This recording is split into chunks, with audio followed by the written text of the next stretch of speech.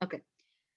उसी तरह से आईपीए में भी, आईपीए एक सिंबल्स का समूह है, इंटरनेशनल फोनेटिक अल्फाबेट बोलते हैं।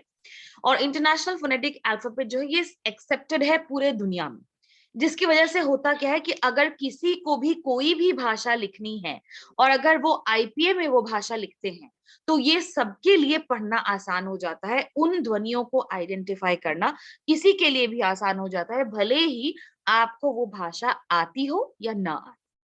ठीक है, only that is the only benefit, that is the only effect, that is the only the biggest plus point of the international phonetic alphabet. क्योंकि मान लीजिए जैसे तोबदान जी की किताब है, हमने उसमें देखा है, उसमें उनके स्क्रिप्ट में काफी सारी चीजें लिखी हुई हैं, लेकिन मुझे वो पढ़नी नहीं आती। क्यों? क्योंकि मुझे ना वो भाषा आती है ना वो वर्णमाला आती है। उसी तरह से मैं असमिया में कुछ लिखूंगी तो आप लोगों को ना वो पढ़ने में आएगी ना वो समझ आएगी, क्योंकि आप लोगों को ना मेरी वर्णमाला पता है, ना वो भाषा पता है, ना वो स्क्रिप्ट पता है, right? And because of this reason, अगर मैं आईपीए में लिखूं, अगर मैं वो सिंबल्स, उन ध्वनियों को आईपीए में के अल्फाबेट में लिखूं, आईपीए के अक्षरों का इस्तेमाल करूं, आईपीए के सिंबल्स का इस्तेमाल करूं, तो आपको वो पढ़ने में, आप वो पढ़ सकते हैं, आप वो ध्वनियों को आइडेंटिफाई कर सकते हैं, भले ही आपको समझ में आए या ना। बिना समझे, the point is, as linguist, भाषा वैज्ञानिक होने के नाते, और एज पीपल जो अपनी अपनी भाषाओं में काम कर रहे हैं, फील्ड वर्क कर रहे हैं, आप लोगों के लिए आईपीए जानना इसीलिए जरूरी है क्योंकि अगर आप लोग अपनी लैंग्वेज को, अपनी भाषा को आगे की जनरेशन्स के लिए प्रिजर्व करना चाहते हैं, जो कि आप सब लोग चाहते हैं, और आप चाहते हैं कि बाहर के लोग, लिंग्विस्ट सब आपकी भाषा में स्टडी करें, उस पर रिसर्च करें, उसके बारे में जाने समझे, तो तरीका है, जो सबसे आसान तरीका, सबसे बेहतर तरीका है, वो ये है कि आप अपनी भाषा का रिकॉर्ड आईपीए में भी मेंटेन करें, ताकि उस पर एकेडमिक यानी शैक्षणिक काम हो सके, रिसर्च हो सके उस पर, उसकी समझ, उसके बारे में न केवल आपकी भाषा को जानने वाले लोग पढ़ सके, बट वो भी पढ़ सके जो आपकी भाषा में इंटरेस्ट रखते हैं, आपके कल्चर में, आपकी संस्कृति में उनको रुचि है। उनके लिए ये जानना, उनके लिए ये कर पाना बहुत ही आसान है। प्रेमलाल जी का ऑडियो ऑन हो गया। I hope you are able to hear me ना। आई होप आप मुझे सुन पा रहे हैं। Thank you. आप काफी देर से कोशिश कर रहे थे, लेकिन हमने रिकॉर्डिंग भी इसीलिए डाल दी है और यूट्यूब पे भी ये चला जाएगा, ताकि जो शुरू की बातें मिस हुई हो वो आप आराम से देख लें। बट यही बातें मैं कर रही थी। एनीवे, तो इसके लिए हम आईपीए ट्रेनिंग के लिए, अब जैसे हम लोग, मैं आपको सिंपल कुछ सिंबल्स हैं, कुछ साउंड्स हैं, इतने सिंपल भी नहीं है, उनको याद रखना बहुत जरूरी है। आई जिस तरह से वर्णमाला में हमें शुरुआत में अ आ ई, मैं हिंदी या इंग्लिश का एग्जांपल दूंगी क्योंकि यही दो लैंग्वेजेस मुझे पता है और यही दो लैंग्वेजेस हम लोगों के बीच में कॉमन है, इसीलिए please don't mind it. Hindi या इंग्लिश में जब हम ए बी सी डी बचपन में पढ़ते थे तो हमें लिखना सिखाया जाता था, और इस तरह से लिखना सिखाया जाता था कि हम आज तक हम उन चीजों को नहीं भूले। इनफैक्ट ये कहा भी जाता है कि, मान लीजिए कभी आप लोगों ने देखा भी होगा मूवी वगैरह में, याददाश्त खो जाती है, ठीक है, याददाश्त खो जाने के बाद भी जब वो जगता है बंदा कोमा से, तो हमेशा उसकी लेकिन भाषा उसकी संभली हुई रहती है, वो पूछता है मैं कौन हूं, मैं कहाँ हूं, ठीक है। इनफैक्ट यहाँ तक एक्सपेरिमेंटेशन होता है कि जो लोग अपनी मेमोरी को भूल जाते हैं, अगर उन लोगों को सिग्नेचर करने के लिए दिया जाए तो वो सिग्नेचर अपना आराम से कर सकते हैं। क्यों? क्योंकि वो मसल मेमोरी में, क्योंकि आपका सिग्नेचर कभी यूजुअली बदलता नहीं है, बचपन जब आपने एक बार डिसाइड किया कि नहीं ये मेरा सिग्नेचर होगा, ये मेरा साइन होगा, उस दिन से लेकर शायद आज तक आपने अपना सिग्नेचर नहीं बदला है। बिकॉज ऑफ दैट रीजन आपके मसल्स में, आपके सबकॉन्शियस में, आपके ब्रेन में वो मेमोरी इतनी फिक्स्ड है कि आप आंख बंद करके भी अपना सिग्नेचर कर सकते हैं। उसी तरह से इट्स अ मसल मेमोरी। और वो क्या आप सिग्नेचर जब करते हो, what is that? That is a group of symbols. वो वर्ण, आपके साउंड्स को, आपके नाम को रिप्रेजेंट करने वाले ध्वनियों का एक समूह मात्र है, राइट? जो आपका सिग्नेचर है वो सिर्फ समूह मात्र है, आपके जो जो वो समूह जो आपके ध्वनि, आपके नाम से जुड़ी जो ध्वनियां हैं, उन ध्वनियों को रिप्रेजेंट करती हैं, ठीक है। उसी तरह से आईपीए में हर ध्वनि को रिप्रेजेंट करने के लिए एक सिंबल है, एक पर्टिकुलर चिन्ह है जो हर एक ध्वनि को रिप्रेजेंट करता है। जैसे कि अगर आप अंग्रेजी में देखें तो ए जो लेटर है, the letter A can be used in a number of different pronunciations. Apple में भी ए लगता है, वाटर में भी ए लगता है, जबकि एप्पल का ए और वाटर का ओ कंप्लीटली डिफरेंट है, ठीक है। क्यों? क्योंकि अंग्रेजी में एक सिंबल के साथ कई सारी ध्वनियां जोड़ दी गई, जुड़ गई धीरे धीरे, जैसे जैसे भाषा की उत्पत्ति हुई, भाषा का प्रचलन हुआ, वो पॉपुलर होना शुरू हुई, लोगों के बीच में बोली जाने लग गई। तो एक ही ध्वनि के साथ, एक सिंबल के साथ कई सारी ध्वनियां एसोसिएटेड है। लेकिन आईपीए में ऐसा नहीं है। आईपीए में हर ध्वनि के लिए एक अलग सिंबल है। इसीलिए आईपीए को याद रखने के लिए प्रैक्टिस करना बहुत जरूरी है। हम लोग के लिए भी हमें वो सिंबल पता है, हमें वो ध्वनियां पता है, हमें उन ध्वनियों से रिलेटेड सिंबल्स पता है।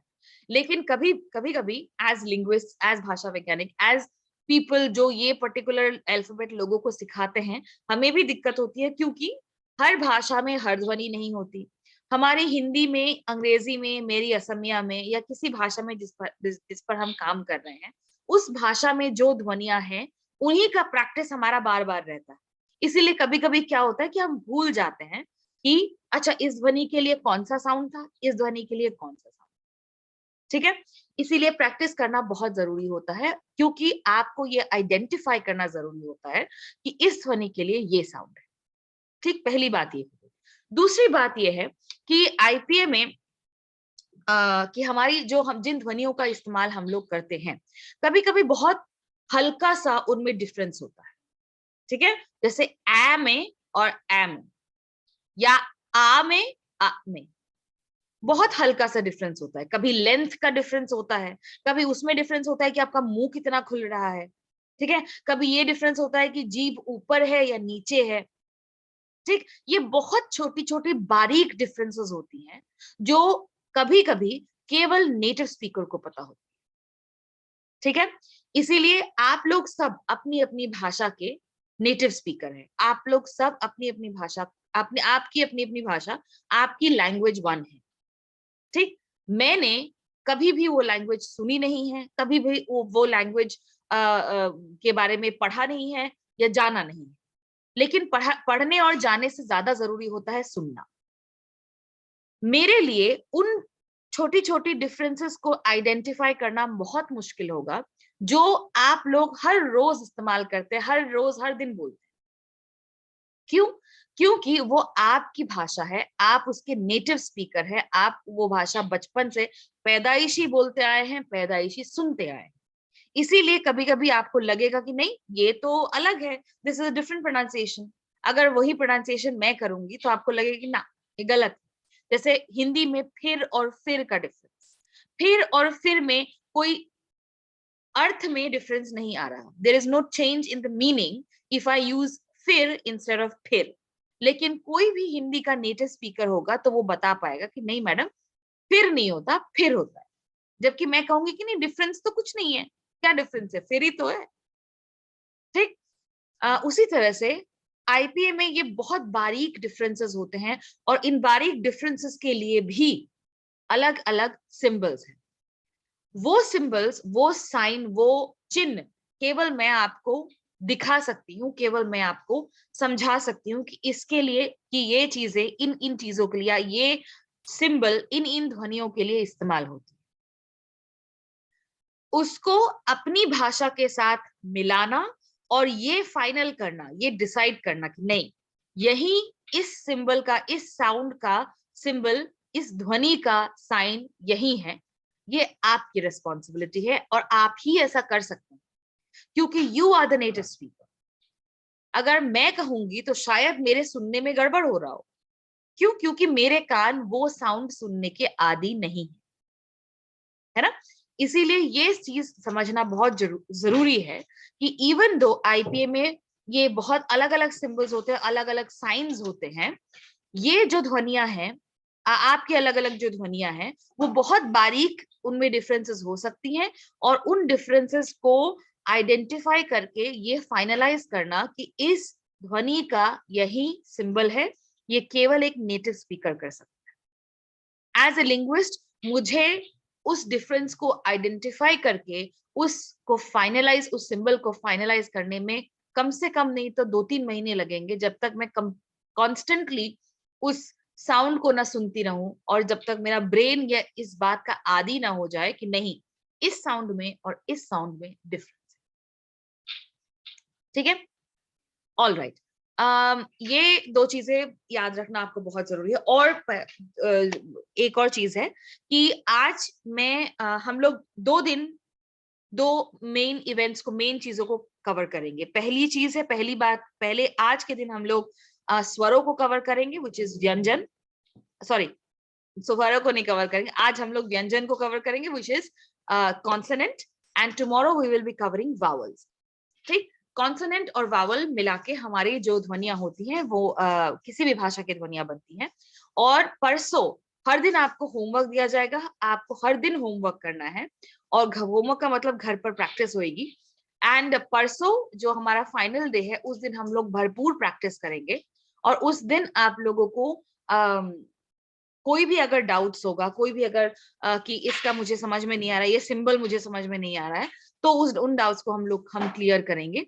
जबकि और आप ही का जो डेटा है, उसी डेटा को हम लोग ट्रांसक्राइब करने की कोशिश करेंगे। जो डेटा अब तक आप लोगों ने हमें भेजा है, उसी को हम लोग आईपीए में ट्रांसक्राइब करने की कोशिश करेंगे, और जितनी देर हो सके प्रैक्टिस करेंगे, और that is going to be our goal for these 3 days।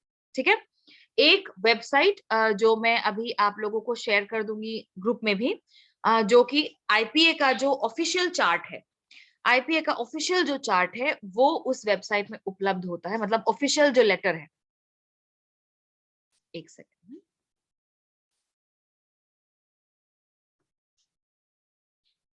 मैं आपको उसकी एक झलक दिखा दूं।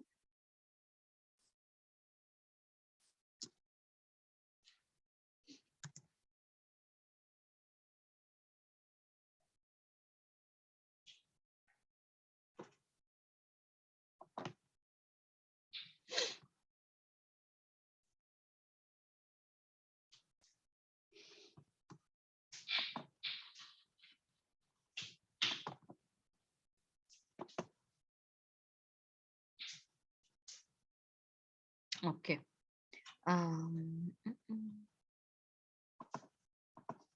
Share sound. ओके, ये दिख रहा होगा अभी आपको। ये IPAchart.com official international phonetic association का जो वेबसाइट है, ये एक इंटरैक्टिव वेबसाइट है।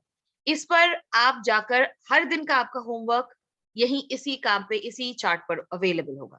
ठीक है, इस पर आप जाकर आप हर एक साउंड पर आप क्लिक करेंगे तो आपको वही साउंड सुनाई देगा जो आप क्लिक कर रहे हैं। फॉर एग्जाम्पल, ये पर्टिकुलर साउंड जो है, जो जो इंग्लिश के प लेटर के साथ मिलता जुलता है, दैट इज पा अपा पा अपा। आपको सुनाई दे रहा है।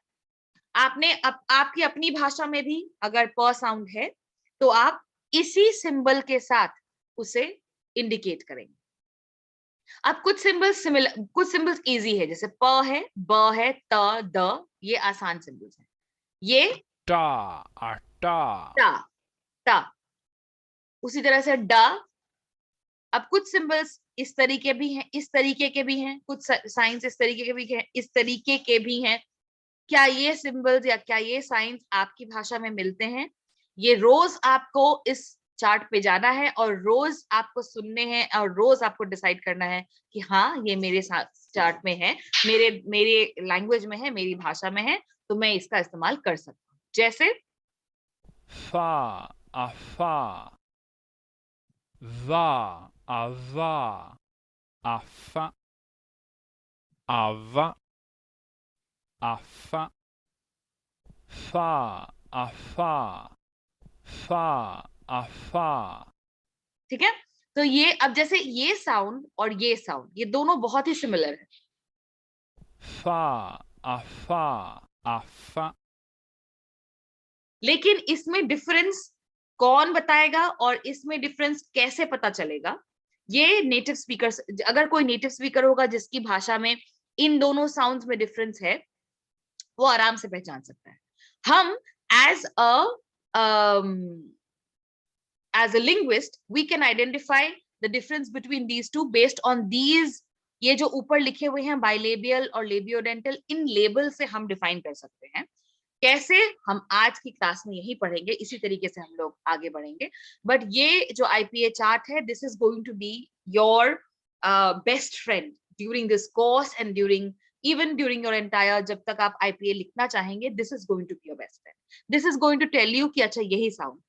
और जब जो ये अप्पा या अब्बा या अफ्फा में आप सुन रहे हैं, पहले आ और बाद में भी आ यूज किया जा रहा है, वो केवल इसलिए क्योंकि प साउंड को आप बिना किसी वावल के तो बोल नहीं सकते, राइट? क्योंकि प साउंड को अगर आपको बताना है कि प साउंड है, तो प के बाद तो एक आ लग ही जाएगा, आ होना ही पड़ेगा, तभी तो आपको सुनाई देगा. That's why we call it व्यंजन, that's why we call it consonants. Consonants बचपन में हमने पढ़े ही होंगे, आपने पढ़े होंगे बचपन में कि कॉन्सोनेंट क्या होता है, वो साउंड जिसको प्रोनाउंस करने के लिए या जिसका उच्चारण करने के लिए हमें एक स्वर का इस्तेमाल करना पड़ेगा, राइट? तो ऑब्वियसली इसीलिए यूज किया जाता है. आप ये ना समझे कि ये साउंड अप्पा साउंड है, नो, इट्स द प साउंड. ठीक है, that's the sound that we are going to talk about. ये मैं ओपन रखूंगी अभी, बट आप लोगों को जरूरत पड़े then we will go into this. फिलहाल के लिए लेट्स स्टार्ट. आज का जो हम लोगों का काम है वो हम लोग शुरू करते हैं. ठीक है, तो सबसे पहले जो मैं आप लोग को बताना चाहती हूँ कि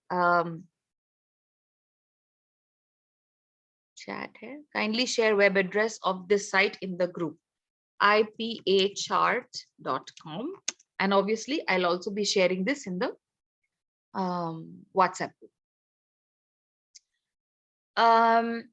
Yes, अब तो किसी भी, अब हमारे भाषा में कई भाषा, हमारे सभी भाषाओं में ध्वनियां होती हैं एक्सेप्ट फॉर साइन लैंग्वेजेस. भाषाओं में जो ध्वनियां होती है वो लिमिटेड होती है. हमारे भाषाओं के शब्द शायद अनलिमिटेड हों, वाक्य डेफिनेटली अनलिमिटेड होते हैं. हमारी भाषा में कितने वाक्य हो सकते हैं, कहाँ तक, कितने अलग अलग तरीके से आप वाक्यों में बात कर सकते हो, all of that is unlimited.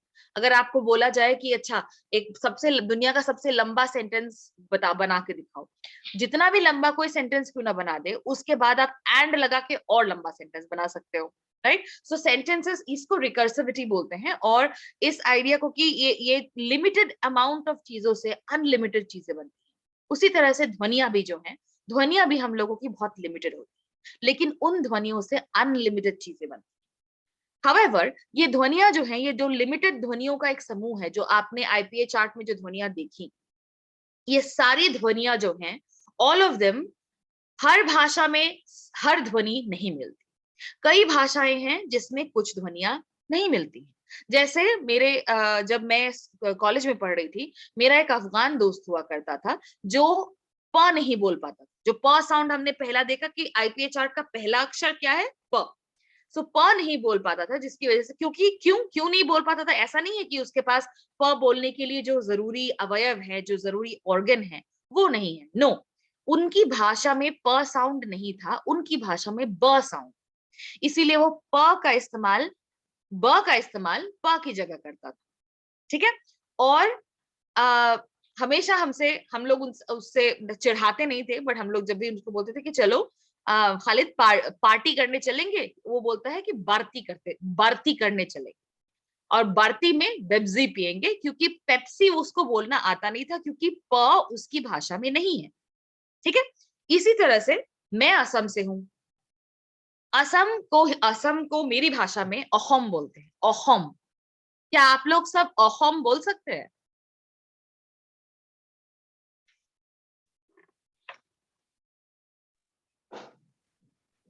क्या आप लोग सब अहोम बोल पाएंगे? अहोम, अहोम नहीं, अहोम. अहोम. हाँ, थोड़ा बहुत थोड़ा बहुत मिल रहा है, थैंक यू, थोड़ा बहुत कोशिश करेंगे। हाँ, कोशिश करनी पड़ी, राइट। पहली बार में ये अंडरस्टैंडिंग, पहली बार में ये एक तो सुनाई भी नहीं देता, क्योंकि जैसे मेरे हस्बैंड ही हैं, उनको भी बोलती हूँ मैं कि नहीं नहीं अहम बोलो, तो वो भी अहम नहीं बोल पाता, वो या तो अखम बोलता है या अहम बोलता है, जैसा कि आप लोगों ने शुरुआत में बोला। वो क्यों? क्योंकि आप जब तक उन ध्वनियों को सुनेंगे नहीं, तब तक वो ध्वनियां आपकी क्लियर नहीं होंगी, और हर भाषा में हर ध्वनि नहीं होगी, ठीक है। तो जब आप लोग आईपीए चार्ट में होमवर्क भी करेंगे, तब भी आप लोग को नजर आएगी कि आपकी भाषा में भी ऐसी कई ध्वनियां हैं जो नहीं है, जो नहीं हो सकती, ठीक है। और इट्स क्वाइट पॉसिबल, और अगर ये बिल्कुल पॉसिबल है कि हो सकता है आपकी भाषा में वो ध्वनियां ना हो, ठीक।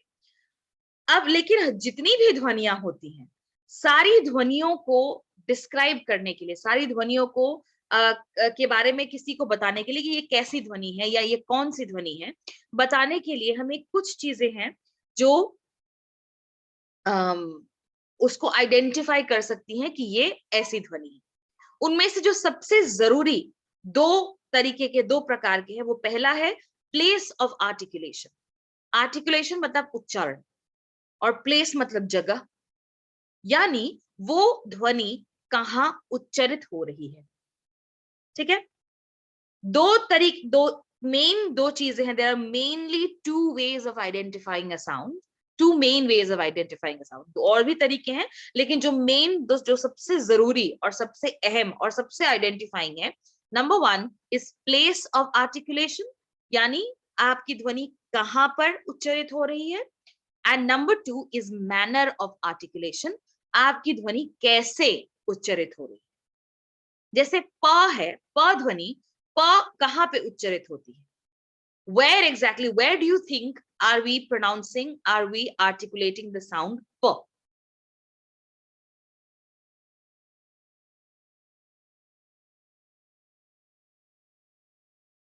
हमारे मुंह में हम लोग प कहां बोल रहे हैं? लिप्स, होंठ, होठों पर, राइट। कैसे बोल रहे हैं? कंप्लीटली बंद कर दे रहे हैं, राइट। जो अंदर से हवा आ रही है, वो हवा हम लोग कंप्लीटली बंद कर दे रहे हैं और फिर धीरे से छोड़ देते हैं। प प बोलते समय आप कहीं पे भी अगर अपना मुंह खुला छोड़ोगे, प बनेगा ही नहीं, वो फ बन जाएगा, कुछ और बन जाएगा, राइट। सो सबसे ज्यादा जरूरी is place of articulation, number 2 कैसे उच्चरित हो रहा है। ये दो चीजें हमारे लिए सबसे जरूरी है आइडेंटिफाई करने के लिए कि यही वो ध्वनि है और यही उस ध्वनि का सिंबल है, ठीक है। सबसे पहले हम लोग देखते हैं कि एयर स्ट्रीम मैकेनिज्म क्या होती है। दो तरीके की एयर स्ट्रीम मैकेनिज्म होती है यूजुअली। एक, अंदर से हवा बाहर आ रही है। मुझे लगता है कि इंडो आर्यन जितनी भी भाषाएं हैं, इंडो आर्यन भाषाओं में हवा अंदर से बाहर ही फेंकी जाती है, और हवा अंदर से बाहर जब आती है, उसके साथ ध्वनियों का उच्चारण साथ साथ होता है, ठीक है। एक दूसरी तरीके का मैकेनिज्म होता है इनग्रेसिव। इनग्रेसिव मतलब आप हवा अंदर ले रहे हैं और किसी साउंड का उच्चारण कर रहे हैं। कुछ इनग्रेसिव साउंड हर भाषा में, हर कल्चर में होते हैं, जैसे कि अगर आप डर गए अचानक से तो आप ऐसे करते हैं, राइट। और जब आप करते हैं तो आप हवा अंदर की तरफ खींच रहे हैं, एक अंदर की तरफ हवा खींच रहे हैं और एक साउंड भी निकल रहा है, और उस साउंड का एक अर्थ भी है, राइट। उस साउंड को जो ध्वनि आपने अंदर खींचते हुए निकाली, उस ध्वनि का एक अर्थ भी तो है कि इंसान डर गया है, इंसान स्कैर्ड है, the person is scared. So इसीलिए that is also something which is used in your language. So आपको पहले देखना है कि क्या आपकी भाषा में हर ध्वनि इग्रेसिव है, यानी हवा बाहर निकल रही है, या इनग्रेसिव है, हवा अंदर की तरफ जा रही है। ये पहला आपको आइडेंटिफिकेशन करना, this is the first identification that you need to do, ठीक। और हो सकता है कि इवेंचुअली कभी आपको जाके कोई ऐसी ध्वनि मिले जो अंदर की तरफ हवा आपकी खींच रहा हो, लेकिन उसके लिए वो आपको पहले ही दिन आपको वो सारी चीजें ढूंढने की जरूरत नहीं।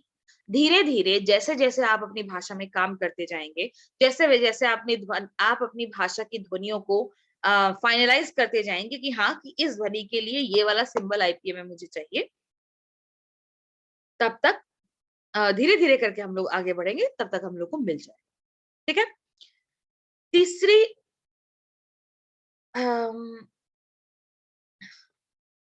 हाँ,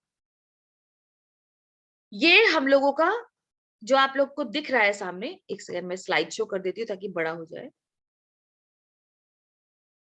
हाँ, दिख रहा है सबको? ये जो आपको सामने दिख रहा है, ये हम सब के जितने भी लोग दुनिया में बोल सकते हैं, भाषा का इस्तेमाल कर सकते हैं, ये उन सब के स्पीच ऑर्गन्स हैं। स्पीच के लिए यानी बोलचाल के लिए यानी वाचन के लिए, ठीक है, वाक शक्ति का के लिए हम लोग इन सभी इन्हीं अलग अलग स्पीच ऑर्गन्स का इस्तेमाल करते हैं। उसमें 3 मेजर स्पीच ऑर्गन्स हैं। नंबर 1 इज आवर टंग, हमारी जीभ। ठीक, हमारी जीभ के हमारे मुख के अंदर उसके मूवमेंट पे ही डिपेंड करता है कि हम लोग कौन सी ध्वनि बोल रहे हैं, कौन सा स्वर कह रहे हैं, कौन सा स्वर बोल रहे हैं, कौन सा व्यंजन कह रहे हैं। सारी चीजें इस जीभ पे डिपेंड करती है। नंबर 1, जैसे कि अगर आप आ बोलेंगे, खुद बोल के देखिए, जब जो मैं ध्वनियां आपको कहती हूँ कि ये बोलिएगा, खुद बोल के देखिएगा। आ कहेंगे, आ दिख भी रहा होगा आपको, आ मेरी जीभ बिल्कुल नीचे है, आ। बट नाउ यू से ई, यू कैन सी माई जीभ हैज गॉन अप। आ नीचे, ई ऊपर।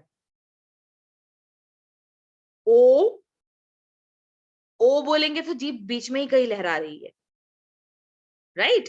सो जीभ कहाँ है, कितनी ऊंची है, कितनी नीचे है, कितना आगे है, कितना पीछे है, सब चीज हर चीज पे डिपेंड करता है। मतलब स्वर का उच्चारण इस पे डिपेंड करता है। इसीलिए जब आप अपनी भाषा में फाइनलाइज कर रहे होंगे कि नहीं, इस सेंटेंस में या इस शब्द में ये स्वर है, तो आपको अपनी जीभ के बारे में सोचना आपके लिए बहुत जरूरी है कि आपकी जीभ कहाँ पर प्लेस्ड है। लेकिन स्वरों के बारे में हम लोग कल बात करेंगे, आज हम व्यंजन के बारे में बात कर रहे हैं। तो व्यंजन के बारे में जब बात कर रहे हैं, उसके लिए उसमें 2 और चीजें हो जाती हैं जो जरूरी होती है। Number 1, lips. ठीक है, लिप्स हमारे जरूरी हो जाते हैं, और टीथ, दांत। ठीक है, और नाक, नोज। क्योंकि कई सारे ऐसे साउंड्स हैं जो नाक से भी निकलते हैं, जैसे म है, न है, ng है, ढ है, ण है। कई ऐसे साउंड्स हैं जो नाक से निकलते हैं, और अगर नाक बंद है, उन साउंड्स को प्रोनाउंस कर पाना बहुत मुश्किल हो जाता है। जैसे कभी कभी होता है ना, अगर आपको सर्दी लग जाए तो हम लोग माँ बोलने की जगह ब ऐसे बोलते हैं। क्यों? क्योंकि नाक बंद है, और जो ध्वनि है उस ध्वनि के उच्चारण के लिए हवा को नाक की तरफ से निकलना बहुत जरूरी है। ठीक है, सो ये सारी चीजें हैं, ये सारे अवयव हैं जिनका इस्तेमाल हम लोग उच्चारण में करते हैं। कुछ चीजें हैं कुछ भाषाओं में, ये नीचे जो आपको दिख रहा है ग्लॉटिस, क्या मेरा माउस दिख रहा है सबको जो मैं हिला रही हूँ? माउस दिख रहा है जय जी, तोबजान जी? नहीं, मुझे नहीं दिख रहा मैम। ये माउस नहीं दिख रहा? नहीं जी। हो सकता है फोन में है शायद, इसलिए ना दिख रहा हो। हाँ, फोन में है, हाँ, बहुत छोटा हो गया। सारे फोन पर ही हैं। अच्छा, ठीक है। अब मैं कैसे दिखाऊं फिर, कोई बात नहीं। यहाँ पे जो नीचे की तरफ देखिए, एकदम गर्दन के पास, यहाँ पे जो फोटोग्राफ में देखिएगा, यहाँ पर जो नीचे ग्लोटिस बोल के हैं। ये मैं ऑब्वियसली जब यूट्यूब पे अपलोड कर दूंगी तो आप लोगों को ये सारी चीजें शायद तब क्लियरली दिख जाए। बट एनीवे, ये जो ग्लोटिस का एरिया है यहाँ पर, इसके बाद ये ऊपर थोड़ा सा पैरिंग्स वगैरह, ये जो ऊपर नीचे होती रहती है ना, यहाँ पे बात करते वक्त जो ऊपर नीचे होती रहती है, किन्हीं किन्हीं भाषाओं में इनका बहुत ज्यादा इंपॉर्टेंस होता है। ठीक है। और जब हम लोग बात करते किन्हीं किन्हीं भाषाओं में, जैसे कि कुछ भाषा है जिसमें यहाँ से आवाज निकलती है, हलक से आवाज निकलती है। ठीक। हमारी भाषाओं में हिंदी में और इंग्लिश में और असमिया में, मैं असमीज बोलती हूँ, मेरी भाषा में यहाँ से केवल ह साउंड निकलता है। ह के अलावा मेरे पास कोई, मेरी पूरी तीनों भाषाओं की इन्वेंटरी में ऐसा कोई भी साउंड नहीं है जो यहाँ से निकले। ठीक है। तो इसीलिए मुझे यहाँ की ज्यादा टेंशन नहीं लेनी पड़ती। लेकिन आप लोग देखिएगा, क्या आपकी भाषा में ऐसा ऐसी कोई भी ध्वनि है जो यहाँ से ज्यादा, जो यहाँ गले के एरिया से, इस एरिया से ज्यादा निकलती है। ठीक है ना। सबके ये ध्यान रखिएगा कि हवा का रास्ता यही है, हवा इधर ही से बाहर जाती है। तो हो सकता है कि आपको लगे कि यहाँ से आ रही हो, लेकिन नहीं, हमें हवा का डायरेक्शन नहीं देखना है या हवा की पोजीशन नहीं देखनी है। हमें देखना है कि अल्टीमेटली वो साउंड हम कहाँ से प्रोनाउंस कर रहे हैं, कहाँ पर वो साउंड कहाँ पे उच्चारित हो रही है। ठीक है। अब आप देखेंगे कि थोड़ा सा ऊपर बढ़ेंगे, अगर ऊपर की तरफ बढ़ते हैं तो जीभ यहाँ पर आके, जो जीभ जो है हमारी, जीभ कहीं कहीं एक जगह जाके जुड़ती है, राइट। उस जगह के ऊपर, उस जगह के एकदम ऊपर, ऊपर जहां पे कौवा ऐसे लटकता नहीं रहता, कौवे के ऊपर वाली जो एरिया, कौवा और कौवे के आसपास का जो एरिया है, उसको, कौवे को हम लोग यूवुला बोलते हैं, और वीलम, वीलम उसके ऊपर का पोर्शन। ठीक है। ये साउंड्स और ये नाम क्यों जरूरी है? क्योंकि जब आप आईपीए पढ़ रहे होंगे ना, और आईपीए के चार्ट में इसी तरीके से ध्वनियों को क्लासिफाई किया जाता है, वर्गीकृत इसी तरीके से किया जाता है। यूवुला यानी कौवे के पास या कौवे पर जो ध्वनियां उच्चारित होती हैं उन्हें यूवुलर बोलेंगे। वीलम, वीलम के पास जो ध्वनियां उच्चारित होती है उन्हें वीलर बोलेंगे। एक एग्जाम्पल मैं आपको अभी दे देती हूँ, हम लोग एग्जाम्पल्स और देखेंगे आगे डेफिनेटली। सब लोग क बोलने की कोशिश कीजिए। क, दो तीन बारी बोलिए। क क क। अब ध्यान दीजिए कि आपकी जीभ कहाँ टच कर रही है, ऊपर कहाँ छू रही है। क क क, जहां छू रही है वहीं आपका वीलम है, दैट इज योर वीलम। क क क। जीभ का, आपकी जीभ का पिछला हिस्सा, जीभ का बिल्कुल पिछले का हिस्सा जाके ऊपर टच होता है। आप चाहेंगे भी तो भी यहाँ इस जो आपके जीभ का टिप है, इसको आप पीछे लेके नहीं जा सकते, चाहेंगे भी तो नहीं लेके जा सकते।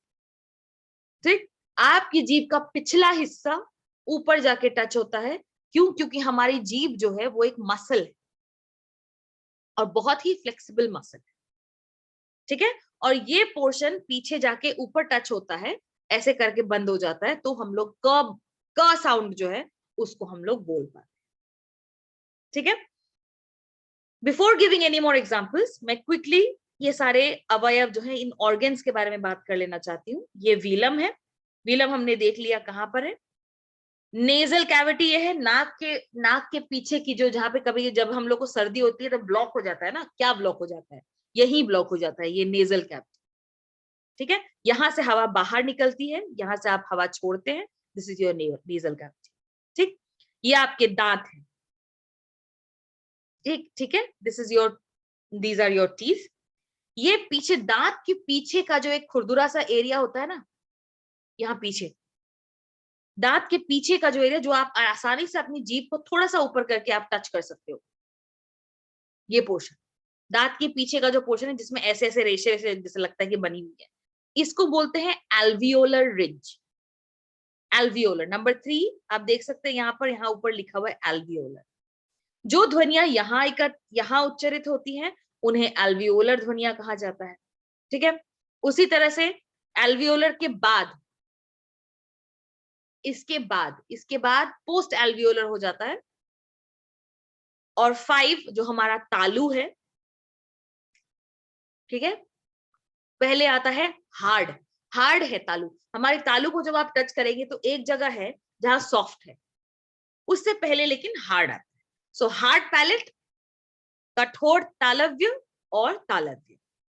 कठोर तालव्य जो यहाँ हार्ड पैलेट है, और जो सॉफ्ट पैलेट है नंबर 6 है, 5 और 6 के बीच में जो है, that is your soft palate. ठीक है, जीभ है, टंग है, ये जो हमारा जॉ है इसको मैंडिबल बोलते हैं, and this is the most important part in all speech. जब तक ये जॉ ऊपर नीचे नहीं होगा तब तक आप कुछ भी कर लें, जीभ हिला लें, मुंह खोल लें, मुंह तो खोल ही नहीं पाएंगे आप अगर जॉ नहीं हिलेगा तो। ठीक है, so that is the most important organ, these are the organs of speech. इन सभी अवयवों की वजह से, इन सभी ऑर्गन्स की वजह से हम लोग बात कर पाते हैं, हम लोग स्पीच का इस्तेमाल कर पाते हैं। ठीक है, पहला जो है, जैसे कि मैंने कहा था, द नंबर 1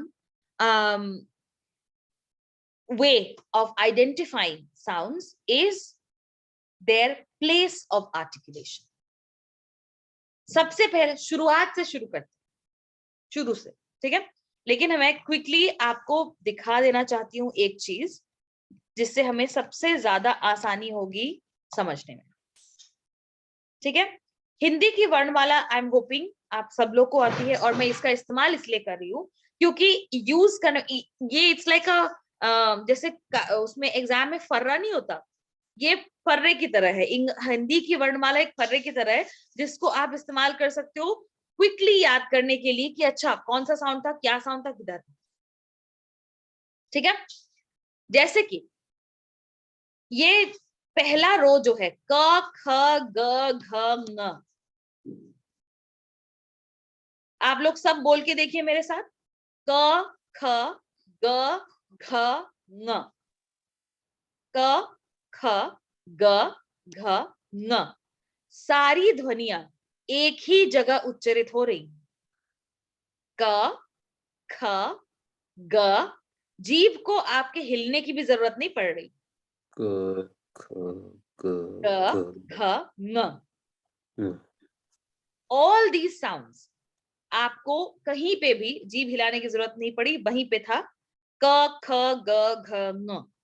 ये सारी ध्वनियां जो हैं, जहां बोली जाती है, जहां उच्चारित होती है, उस जगह को विलंब कहते हैं, और इन ऐसी ध्वनियों को वीलर ध्वनि कहा जाता है। वीलर, यहाँ इस कागज में, इस फोटो में लिखा भी हुआ है नीचे, बैक ऑफ द माउथ, आपके मुख विवर के पीछे उच्चारित होता है, बैक ऑफ द माउथ, क ख ग घ ङ।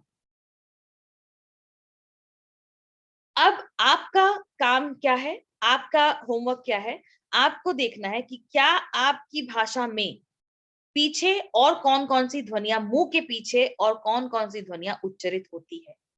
अगर होती है तो वो कौन सी है, ठीक है, और अगर नहीं होती है तब तो नहीं होती। ठीक, दूसरा, पीछे से थोड़ा आगे बढ़ते हैं, तालु की तरफ जाते।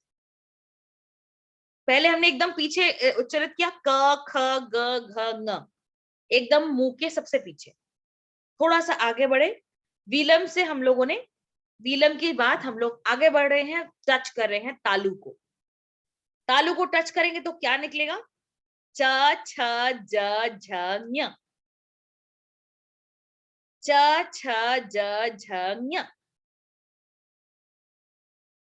मिड पॉइंट इन माउथ, ठीक है, ये मिड पॉइंट इन माउथ जो है वो पैलेट होता है, और पैलेट में जो साउंड्स प्रोनाउंस होती है, जो साउंड्स आर्टिकुलेट होती हैं, उनको पैलेटल ध्वनि कहा जाता है, छ छ ज झ ञ। उसके बाद थोड़ा सा और आगे बढ़े तो ट ठ ड ढ ण। अब ट ठ ड ढ ण बोलने के लिए क्या करना पड़ा, व्हाट डिड वी डू, क्या करना पड़ा, ट ठ ड ढ ण बोल के, सब लोग देखिए बोल के, और बताइए कि हमें क्या खास करना पड़ा ट ठ ड ढ ण बोलने के लिए। ट ठ ड ढ ण।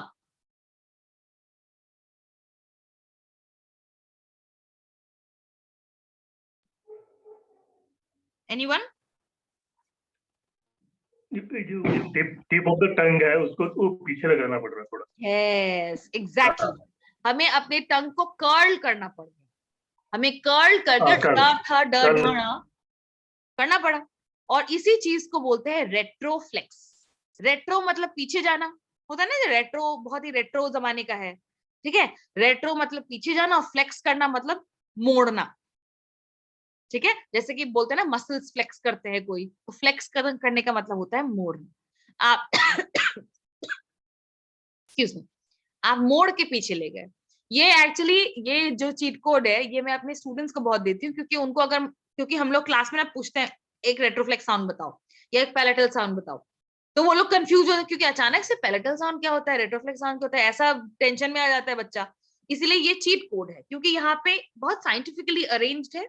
और क ख ग घ ङ सारे पीछे हैं, सब व्हीलर है, च छ ज झ ञ सारे पैलेट में तालु में बोले जाते हैं, सब वो हैं पैलेटल साउंड्स है। उसके बाद रेट्रोफ्लेक्स है ट ठ ड ढ ण। फिर उसके बाद थोड़ा सा और आगे बढ़े त थ द ध न, त थ द ध न। कहाँ पे प्रोनाउंस हो रहा है ये? डेंटल साउंड है। डेंटल है या एल्वियोलर है, दोनों में से कोई एक। कहीं कहीं किसी किसी भाषा में डेंटल भी बोला जाता है। जैसे त, अगर आप डेंटल कब हुआ, जब आपकी जीभ दांत को टच कर रही है। क्या जब आप त बोलते हैं तो आपकी जीभ दांत को टच करती है? अगर करती है तो आपकी भाषा में डेंटल साउंड है, अगर नहीं करती है तो नहीं है। जैसे मेरी भाषा में मेरा नाम माद्री काकोटी है, जब लेकिन मैं माद्री काकोटी बोलती हूँ तो टी में मेरी जीभ टी बोलते वक्त दांत को नहीं टच करती, मेरी जीभ दांत से बस पीछे रह जाती है। तो that's the exact pronunciation of my name Madri Kakoti. लेकिन यहाँ लोग बोल नहीं पाते हैं, काकोती कर देते हैं या काकोटी कर देते हैं, ठीक है। सो दिस इज एक ऐसी चीज है जो आपके लिए आपकी ध्वनियों को आइडेंटिफाई करने के लिए बहुत आसान हो जाएगा अगर आप इसको ही याद रखते हैं। ट ठ ड ढ ण, फिर उसके बाद त थ द ध न, कहाँ पे वो हो गए? डेंटल्स हो गए। डेंटल दांत या दांत से पीछे। दांत से आगे क्या आते हैं? आपके होंठ। होठों पे जो साउंड प्रोनाउंस होती है, होठों पे जो साउंड उच्चरित होती है, उसे बाइलेबियल बोलते हैं, ठीक है। बाई माने दो, लेबियल मतलब होंठ, बाइलेबियल। कौन से साउंड है? प फ ब भ म। इनके अलावा भी आपकी भाषा में साउंड हो सकते हैं, जैसे कि जो हमने आईपीएम में फ पढ़ रहे थे हम लोग, फ। कई सारी भाषाओं में दोनों होठों को मिलाकर फ बोला जा सकता है, फ। अब ऑब्वियसली हम लोग नहीं बोलते हैं, हमारे लिए अजीब लग रहा है, दिखने में भी अजीब लग रहा है, सुनने में भी अजीब लग रहा है, ठीक। कई भाषाओं में सिर्फ नीचे का होंठ और ऊपर के दांत मिलाकर भी बोले जाते हैं, जैसे फ फ, ठीक है। हम लोग नहीं कहते, लेकिन ऐसी भाषाएं हैं जिसमें ये डिफरेंस है, राइट। लेकिन बाइलेबियल मतलब दोनों होठों को मिला के बोला जाता है, प फ ब भ म। उसके बाद य र ल व, य र ल व। All of these are laterals. Laterals का मतलब क्या है? हवा आपकी जीभ के साइड से निकल रही। र बोल के देखिए, र या ल बोल के देखिए, दोनों में हवा साइड से, जीभ एक ऐसी पोजीशनिंग होती है और हवा साइड से निकलती है। य में भी अगर आप बोलेंगे तो भी हवा ऊपर से, य जीभ आपकी ऐसी हो जाएगी और हवा ऐसे करके निकल रही है, य हवा यहां से निकल रही है, ठीक है। व में भी आप मुंह बंद कर रहे हैं और अंदर से हवा निकल रही है। श श श ह, ऑल सिबिलेंट्स। सिबिलेंट्स यानी जिसमें जो साउंड प्रोड्यूस करे। श अलग अलग, यहाँ पे हिंदी में अलग अलग पोजिशनिंग में भी श है। एक तालव्य श, श स श, और ह क्षत्रज्ञ ड़। ये लास्ट के उतने ज्यादा जरूरी नहीं है, ऊपर वाले जो मेन चीजें हैं उनमें ध्यान देने की जरूरत है। ओके, तो ये वर्णमाला अगर हम याद रखेंगे या इसके बारे में अगर सोच के ना, इसको आप कभी भी हिंदी की वर्णमाला बोल के मत सोचिए।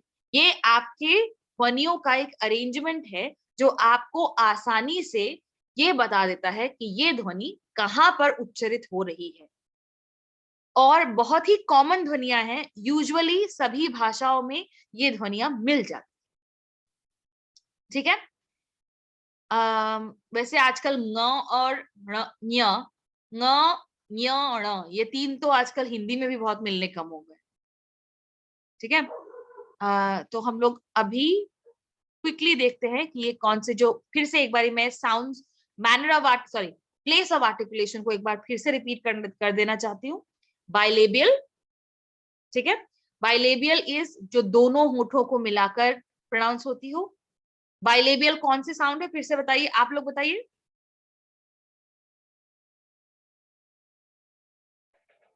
पा वाला वर्ड, पा सा बा भा मा। यस, फ नहीं, हाँ सब फ बोलेंगे तो आपने होठों का तो इस्तेमाल किया ही नहीं, ओके, फा क्या फ। फा। लेकिन अगर आपकी भाषा में अगर फ है तो वो बाइलेबियल में नहीं आएगा, वो कहीं और आएगा, क्योंकि फ में आप नीचे के होठ का और ऊपर के दांत का इस्तेमाल कर रहे हैं, वो लेबियोडेंटल में आएगा। इसलिए ये ध्यान देना बहुत जरूरी है। जो मैं शुरुआत में कह रही थी ना कि बहुत ही बारीक डिफरेंसेस होते हैं और उन डिफरेंसेस में ही शायद कभी कभी अर्थ का भी बदलाव हो सकता है, इसीलिए आपको वो चीज ध्यान रखने की जरूरत है। So ये पूरा लाइन जो है प फ व म, all of these are bilabial sounds। एक सेकंड क्लिक, हम लोग will just go to the IPA chart and look at the bilabial वाला चार्ट। ये देखिए पहला जो लाइन है, पहला जो ये कॉलम है, दिख रहा है सबको? पहला कॉलम, पूरा कॉलम बाइलेबियल्स का कॉलम, ठीक है। पा पा। एक सेकंड, साउंड सुनाई दे रहा था सबको? साउंड सुनाई दे रहा था जब मैंने ये ये पा लगाया था तो? जी जी जी। पा पा। ठीक, बा बा। वेरी क्लियरली, बा, मा मा, मा। मा। ब्रा ब्रा। ये जो पंजाबी में ब्र एक साउंड होता है, ब्र, ठीक है। वो साउंड, वो ध्वनि जब भाषा में इस्तेमाल होने लग जाती है, जब शब्द बनाने लग जाती है, तब उसको हम इस बिग कैपिटल बी से इंडिकेट करते हैं, ब्र, ठीक है। जैसे हिंदी में भी र होता है। जैसे एक गाना था, इब्न बतूता पहन के जूता, पहने तो करता है चुर्र। तो चुर्र, ये जो चुर्र वाला चुर्र है, र र, ये र साउंड जो है, ये भी एक ध्वनि है, ये अलग ध्वनि। स्पेनिश में इनफैक्ट, स्पेनिश एक ऐसी भाषा है जहां पे र करना जरूरी है, र नहीं करेंगे तो भाषा का, शब्द का अर्थ बदल जाता है, ठीक है। लेकिन फिलहाल के लिए ब्रा ब्रा। क्या ये भाषा, क्या ये साउंड आप में से किसी के भी इन्वेंटरी में है, किसी के भी भाषा में है? मेरे तो नहीं है। अगर है तो उसका ये आपका सिंबल होगा, अगर नहीं है तो हम लोग आगे बढ़ सकते। फा फा, फा। फा, फा, फा, फा, ठीक है।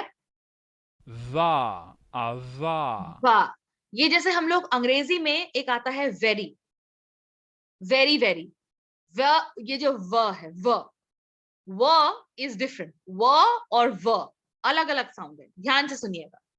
दिस इज व वा वा। and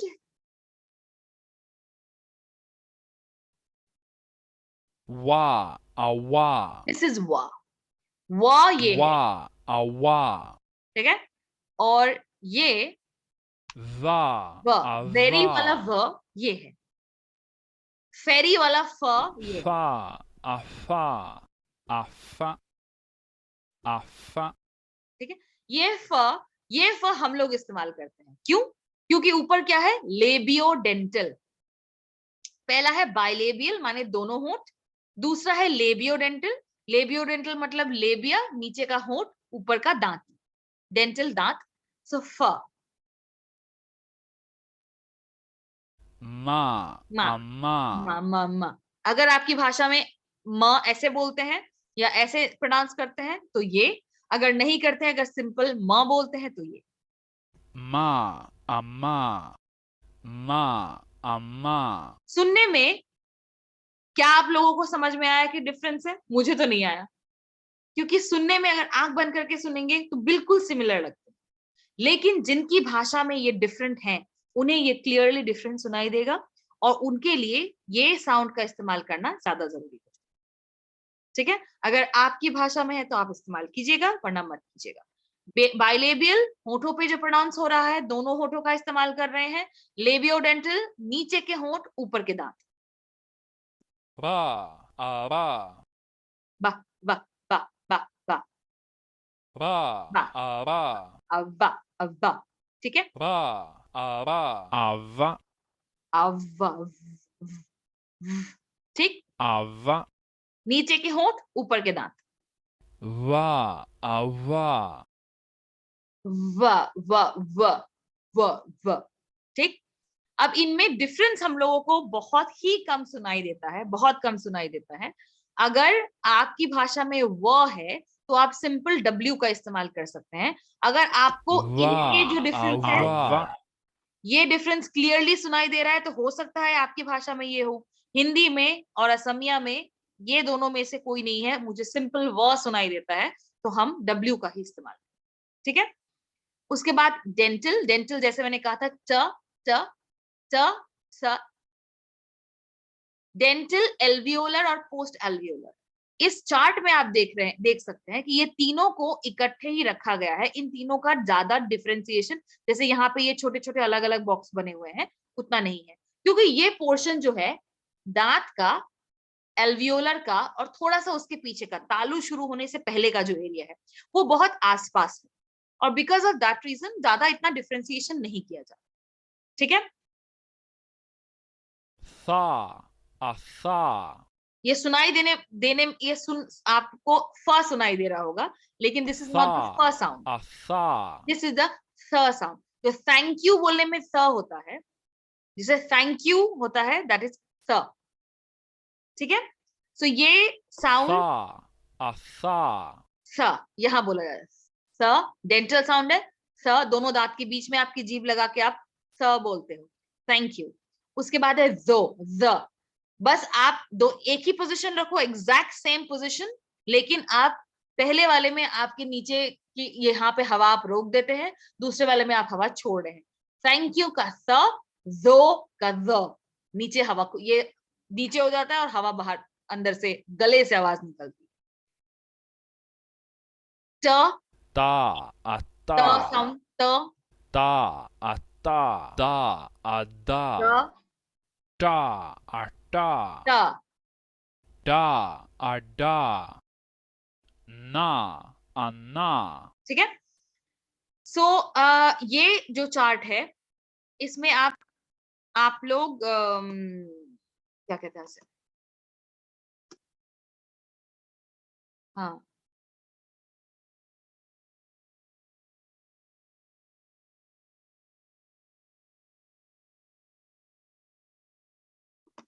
okay. सो बाइलेबियल ये था जो हम लोग होंठ पे इस्तेमाल होंठ पे बोलते हैं, हम लोगों ने देख लिया क्या है।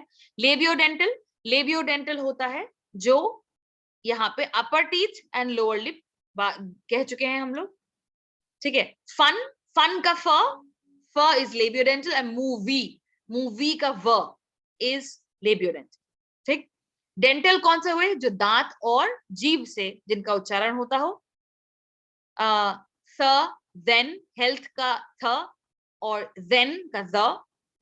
एल्वियोलर हम लोग देख चुके हैं, ट साउंड जो होते हैं, ट, थ, द, ध, न, ये पूरा लाइन डेंटल और एल्वियोलर का लाइन था। पैलेटो एल्वियोलर थोड़ा सा पीछे जाएंगे, थोड़ा सा हम लोग पीछे जा सकते हैं, जैसे कि श साउंड, श, श, श, ये सारे साउंड्स है जो पैलेट एल्वियोलर, जो थोड़ा सा एल्वियोलर में है, थोड़े से पैलेट में, थोड़ा सा तालु में है, थोड़ा सा एल्वियोलर रिज पे। पोस्ट एल्वियोलर थोड़ा सा और पीछे जा सकते हैं हम लोग। शिप, विजन, विजन, चिप, जग, ठीक है, ये हम लोग के पैलेटल साउंड्स में भी आते हैं, यानी तालव्य वाले साउंड्स में भी आते हैं, उसमें आते हैं। च छ ज झ य वाला, च छ ज झ य।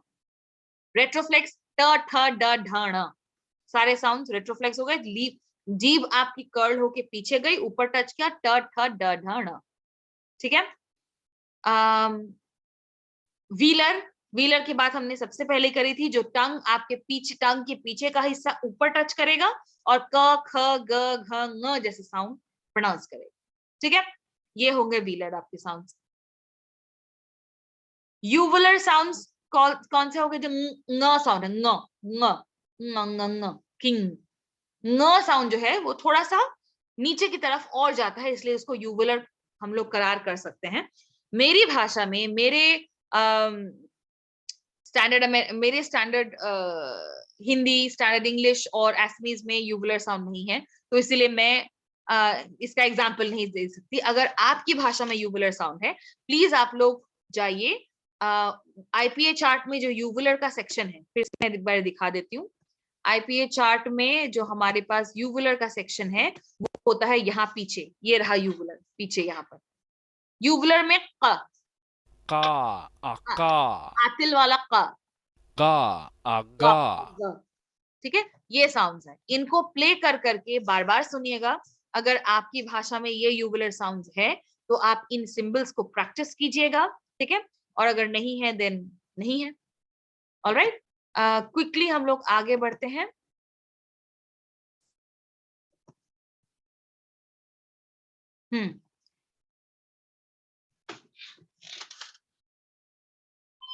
ओके, यूवुलर साउंड्स है pharyngeal and epiglottal, even deeper in the vocal tract। ये हमारे वोकल ट्रैक्ट के और नीचे, आप सोचिए कौवे के पीछे भी जो एरिया है वहां पर भी ऐसे कई साउंड होते हैं जो प्रोनाउंस होते हैं। जैसे मैंने कहा था कि ह साउंड, एक ह साउंड है जो ग्लॉटिस में प्रोनाउंस होता है। और एपिग्लोटल में आपने अगर my name is Khan movie देखी है तो खान बार बार कहता रहता है कि it's not Khan, it's Khan from the epiglottis.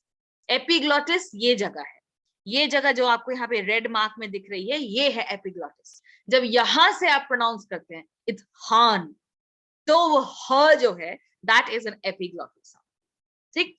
हम लोगों की भाषा में, मेरे असमिया में सिर्फ ह मिलता है, और ह इज अ ग्लॉटल साउंड। ह और ये एपिग्लोटिस का जो ह है वो बहुत सिमिलर है, इसीलिए लोगों को लगता होगा कि इज द सेम साउंड।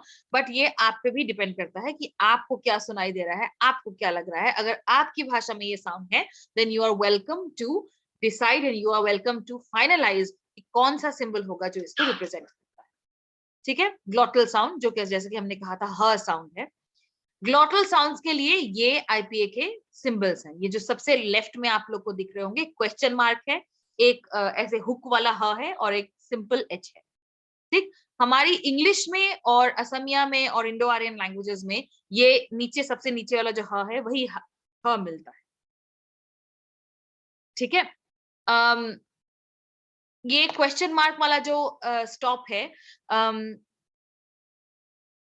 आपने कभी अगर यूके की कोई शो, यूके का कोई शो देखा हो तो यूके वाले उसमें हमेशा बॉटल बॉटल बोलते हैं, बॉटल, बॉटल को तो ना प्रोनाउंस करते हुए बॉटल बोलते हैं। सो वो वाला जो एक उच्चारण है, जो वाला उच्चारण होता है, दैट इज द ग्लॉटल स्टॉप। एक मेरा फ्रेंड है, उसका नाम है साद, तो SA'AD लगता है उसके नाम में, तो उसका नाम एक्चुअली होता है साद।